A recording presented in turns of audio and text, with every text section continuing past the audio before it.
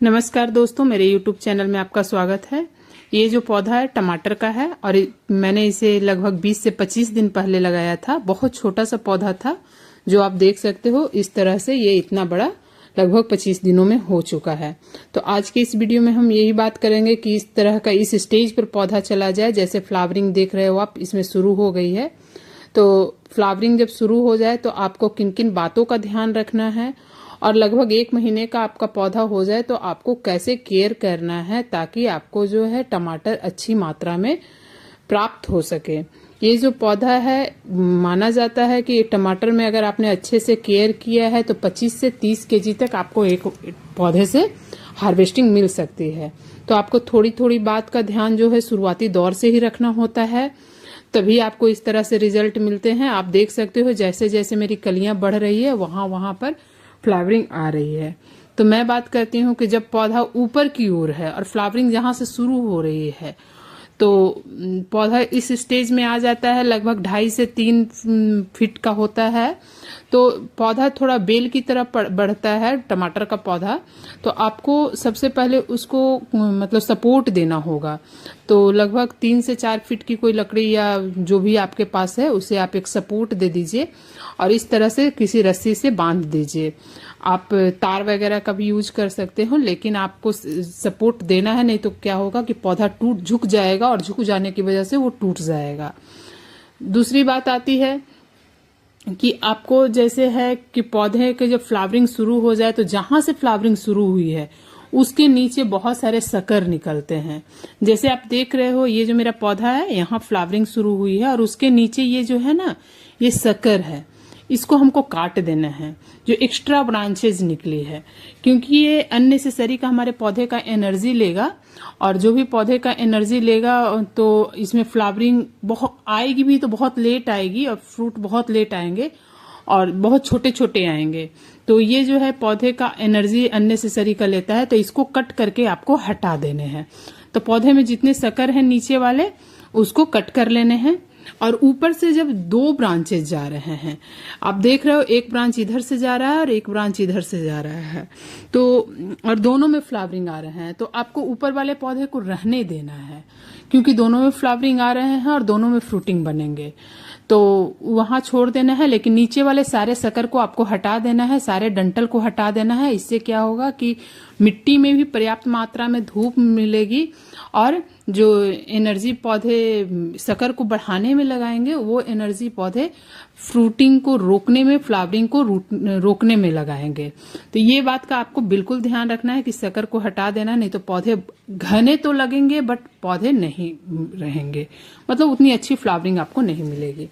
दूसरी बात का ध्यान रखना है कि आपको समय समय पर मिट्टी की कुड़ाई कर देने हैं।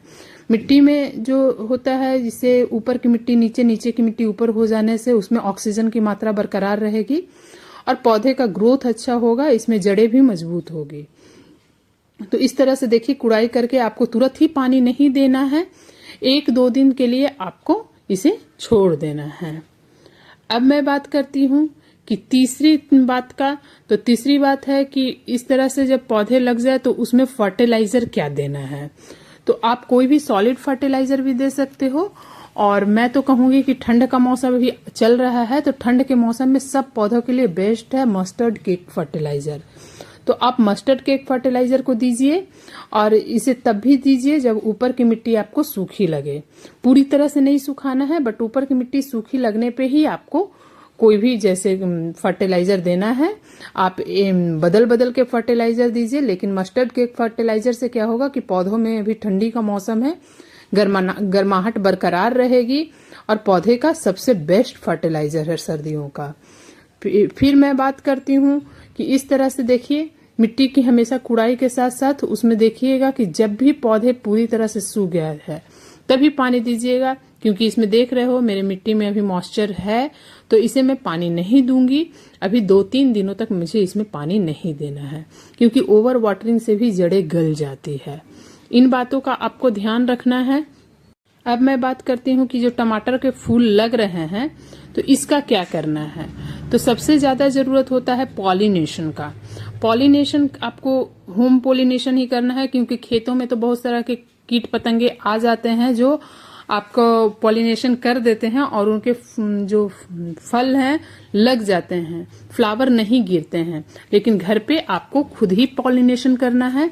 इसके लिए जो फ्लावर है ना, जहां पे फ्लावर लग रहे हैं उसको हल्की हाथों से 3-4 बार टैप कर देने हैं। इस तरह से ऐसे ऐसे आपको वहां पे टैप करने हैं। इससे क्या होगा कि जो भी फ्लावर है उसमें पॉलिनेशन हो जाएगा, वो फ्रूट बन जाएंगे।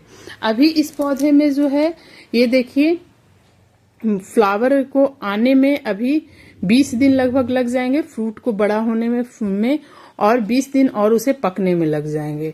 मतलब 40 दिन अभी और है मुझे इस पौधे से हार्वेस्टिंग लेने में।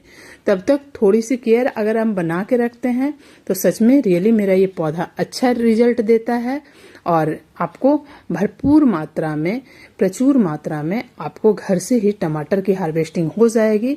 2 से 3 पौधे अगर आपने लगा रखे हैं तो आपके घर के लिए सफिशिएंट अमाउंट में टमाटर मिल जाएगी।